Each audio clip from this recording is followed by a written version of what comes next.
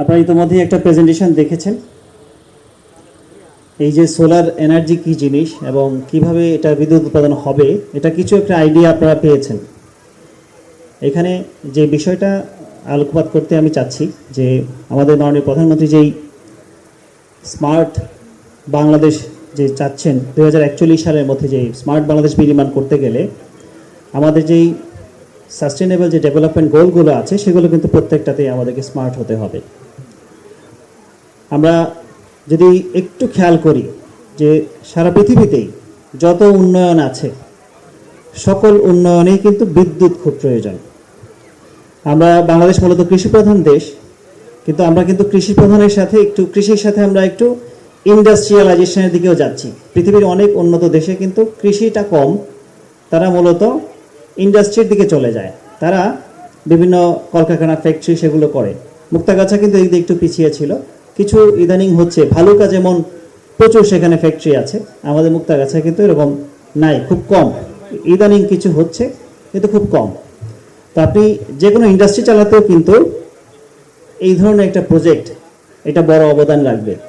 বাংলাদেশে আমরা বিদ্যুৎ উৎপাদনে রেকর্ড সৃষ্টি করেছি, কিন্তু জনসংখ্যা যেভাবে বাড়ছে, ইন্ডাস্ট্রিয়ালাইজেশন যেভাবে হচ্ছে, বিদ্যুৎ উৎপাদনটা আরও বাড়াতে হবে। আজকে এই প্রজেক্টটা যদি এখানে কাজ শুরু হয়, সুন্দর করে কাজটা হয়, সবার আগে কিন্তু আপনারাই উপকৃত হবেন। যদি আপনাদের সহযোগিতা থাকে তাহলে এখান থেকে যে বিদ্যুৎ উৎপাদন হবে এটা কিন্তু পরিবেশের জন্য যেমন ভালো, আপনাদের এলাকার জন্য ভালো। এই এলাকা আগের চেয়ে অনেক উন্নত হয়ে যাবে। আপনার হয়তো বা কিছু পতিত জমি দিতে হচ্ছে, কেউ লিজ দিচ্ছেন, কেউ বিক্রি করেছেন, আমি যতটুকু শুনেছি। আর মাত্র 10 একর জমি হলে পুরোপুরি প্রজেক্টটা কমপ্লিট হয়ে যাবে, কিন্তু যেটুকু হয়েছে এটা দিয়ে পুরোপুরি কাজ তারা শুরু করতে পারবে।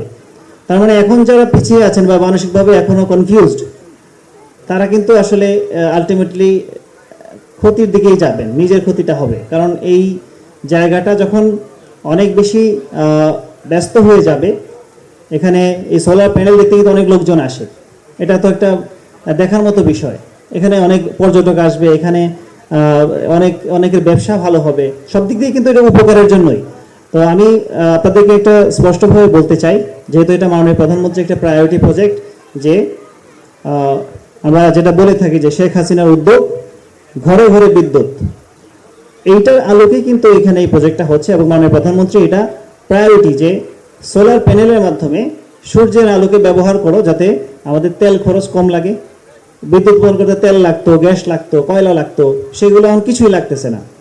এবং আপনারা এই সোলার প্যানেলের নিচের অংশটা কিন্তু ইভেন মাছ চাষের জন্য ব্যবহার করা যাবে। অনেকে আমরা ফিশারিজ করি না, এটা ফিশারির জন্য কিন্তু ওপেনই থাকবে, এটা খোলা এলাকার মতো থাকবে।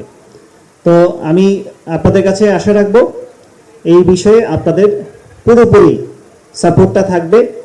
যারা কনফিউজড আছেন এখনও, আপনাদের সাথে কথা বলেন এবং সেভাবে আপনারা একযোগে সবাই মিলেমিশে কাজ করবেন এবং এই প্রজেক্টটা যেন সুন্দর করে হয় এটাতে আপনারা হেল্প করবেন। প্রজেক্ট যখন চলমান থাকবে আমাদের জেলা পুলিশের পক্ষ থেকে নিরাপত্তা দেওয়া হবে।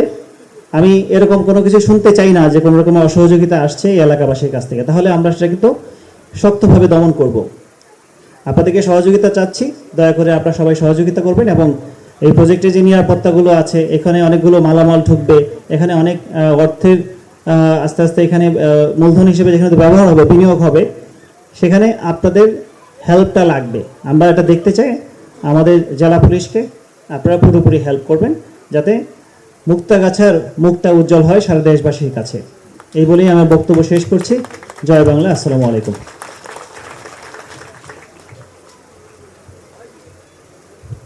ধন্যবাদ অ্যাডিশনাল এএসপি স্যারকে।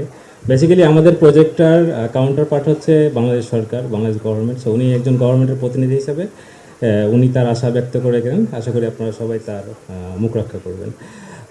এ পর্যায়ে আমি বক্তৃতা রাখার জন্য অনুরোধ জানাচ্ছি আমাদের বিশেষ অতিথি মুক্তাগাছা উপজেলা পরিষদের